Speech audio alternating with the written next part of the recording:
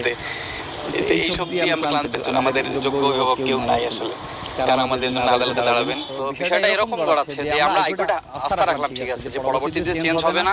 সকল শিক্ষার্থী তো হল ছেড়ে যাচ্ছে এবং রিস্ক নিয়ে কেউ হলে থাকতে চাচ্ছে না, এবং যারা আছে তারা আতঙ্কের মধ্যে আছে কি হয় না না হয়। চলমান কোটা সংস্কার আন্দোলন নিয়ে সারা দেশে থমথমে পরিস্থিতি বিরাজ করছে। বন্ধ ঘোষণা করা হয়েছে স্কুল, কলেজ ও সকল বিশ্ববিদ্যালয়। এর মধ্যে আজ সন্ধ্যা 7:30 নাগাদ জাতির উদ্দেশ্যে ভাষণ দিয়েছেন প্রধানমন্ত্রী। সেখানে তিনি বলেছেন, সাধারণ শিক্ষার্থীরা যেন বিচার বিভাগের উপর আস্থা রেখে ধৈর্য ধারণ করেন। এ নিয়ে সাধারণ শিক্ষার্থীরা কি বলছেন সেটি আমরা জানবো। বিসি বলছেন যে তার ক্যাম্পাস তার নিয়ন্ত্রণে নাই।